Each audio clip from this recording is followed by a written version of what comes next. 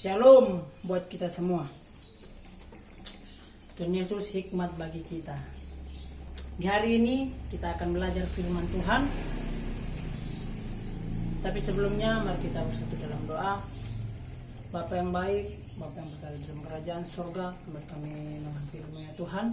Buat kasih-Mu, buat perlindungan dalam kehidupan kami Tuhan, tidak pernah habis-habisnya ya Tuhan. Bapak, terima kasih sebentar kami akan dengarkan kebenaran firman Tuhan. Biarlah kami yang mendengar, kami yang bahkan yang menyampaikan firman Tuhan dapat diberkati oleh firman Tuhan. Tapi terlebih buat yang menyampaikan firman Tuhan, biarlah Tuhan berikan hikmat agar apa yang boleh hamba sampaikan ya Tuhan boleh memberkati teman-teman hamba yang ada di tempat ini ya Tuhan. Bapak, terima kasih, haleluya, amin. Sekali lagi saya menyapa kita semua, shalom. Dalam hidup ini kita pasti sering mengalami yang namanya kekurangan.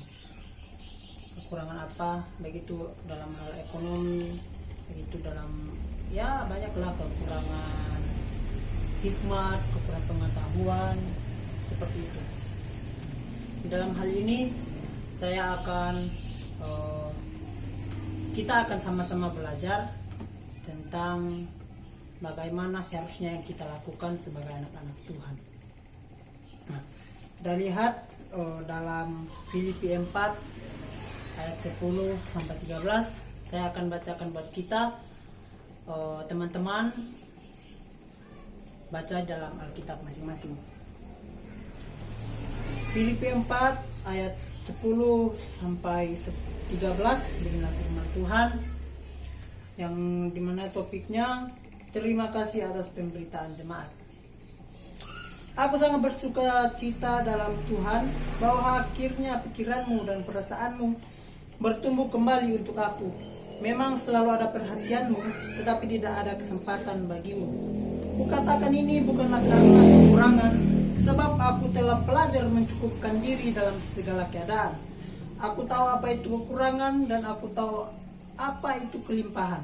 Dalam segala hal dan dalam segala perkara tidak ada sesuatu yang merupakan rahasia bagiku, baik dalam hal kenyang maupun dalam hal kelaparan, baik dalam hal kelimpahan maupun dalam hal kekurangan. Ayat 13, segala perkara dapat kutanggung di dalam Dia yang memberikan kekuatan kepadaku. Nah, saudaraku, kitab Filipi ini ditulis oleh Paulus di dalam penjara. Dia menuliskan ini atas ucapan syukurnya, atas sukacitanya kepada jemaat-jemaat yang ada di Filipi, kepada orang-orang yang ada di Filipi, yang dimana mereka dalam pemberitaan Paulus, dalam penginjilan yang Paulus lakukan di Filipi, memberikan dampak. Kenapa saya mengatakan memberikan dampak? Karena di sini dalam konteks Alkitab ini Filipi, Paulus banyak mencatat tentang mengucap syukur. Nah, kenapa dia mengucap syukur? Karena jemaat-jemaat yang ada di Filipi mengalami pertumbuhan. Pertumbuhan apa? Pertumbuhan iman. Kenapa saya mengatakan pertumbuhan iman? Karena di sini Paulus mengucap syukur karena jemaat-jemaat yang ada di situ melakukan apa yang diperintahkan Paulus. Kenapa?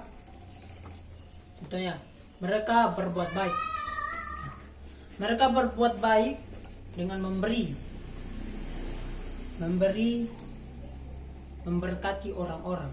Bukan hanya Paulus yang mereka berkati, tapi juga orang-orang yang ada di Filipi. Makanya Paulus menulis surat ini untuk jemaat-jemaat di Filipi. Dan bagaimana dia sangat bersukacita. Saudara-saudaraku, dalam hidup kita harus bersukacita dalam Tuhan. Terlebih dahulu kita sebagai anak-anak Tuhan, sebagai hamba Tuhan, yang harus memberikan contoh bagi orang-orang yang kita temui atau orang-orang yang kita layani. Nah, saudara-saudaraku, di sini saya memberikan topik buat kita semua, bersukacita dalam Tuhan. Kenapa saya mengatakan bersukacita dalam Tuhan? Yang pertama, kita belajar sama-sama di ayat 11, karena kita diberikan kemampuan untuk mencukupkan diri. Kita sebagai anak-anak rantau, kita pasti mengalami yang namanya kekurangan. Segala kebutuhan Bahkan ada pun yang orang tua kirimkan bagi kita, tapi ya kalau kita sebagai manusia duniawi tidak cukup. Tidak cukup, saudara-saudaraku. Hidup di Jakarta ini uang 1 juta itu tidak cukup.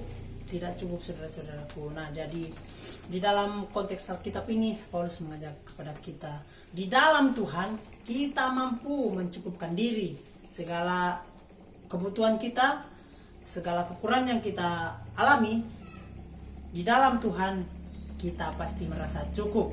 Kita pasti merasa yang namanya kelimpahan. Nah, karena kenapa saya mengatakan seperti ini? Karena saya percaya berkat Tuhan selalu melimpah dalam kehidupan kita, saudara-saudaraku. Dalam kehidupan kita jangan pernah kita mengeluh. Jangan pernah kita mengatakan bahwa Tuhan tidak pernah memelihara kehidupan kita.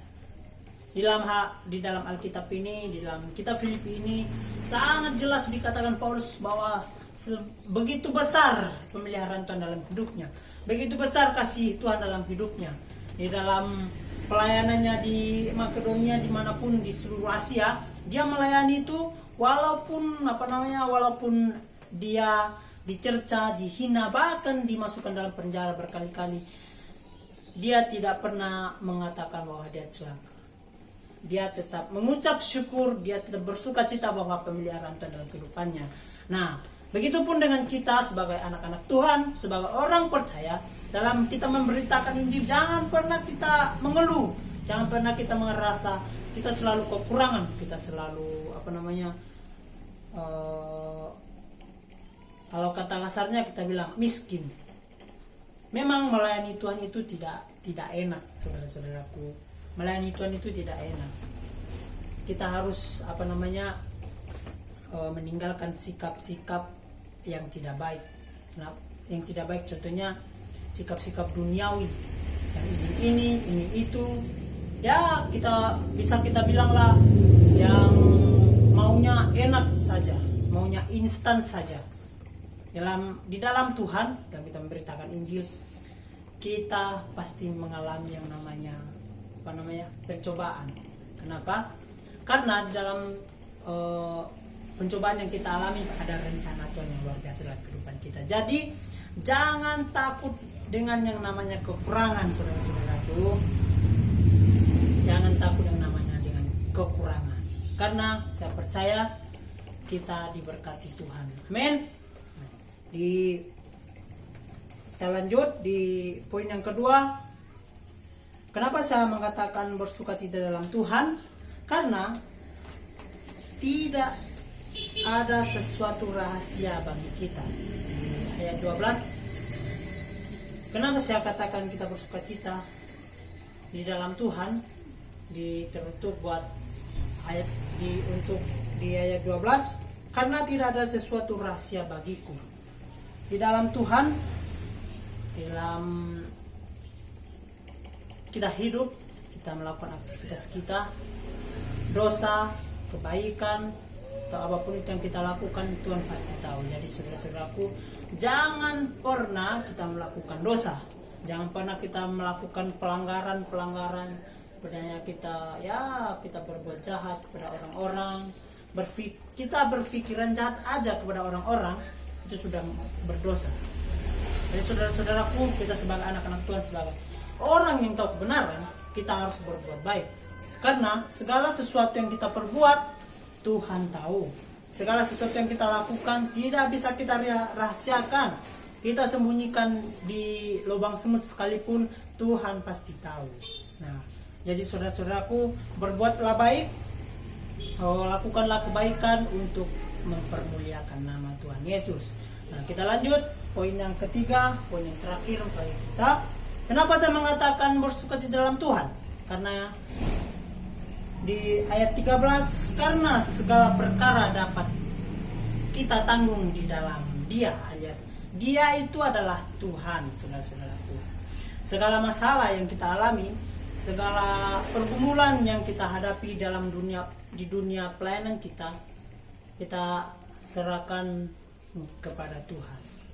Banyak sekali saudara-saudaraku yang saya temui, mungkin juga saudara sering temui.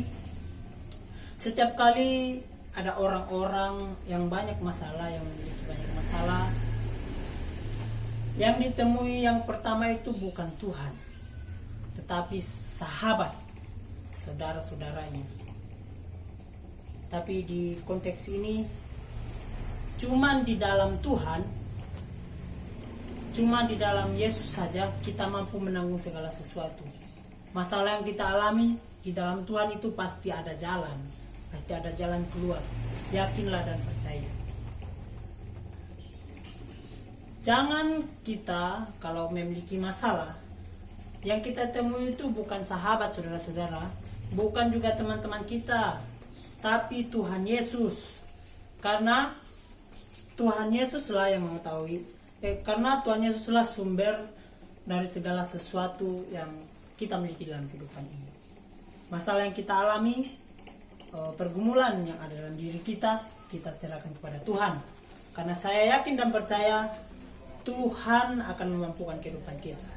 Ini kebenaran firman Tuhan yang saya sampaikan hari ini. Semoga memberkati kita. Terima kasih. Shalom.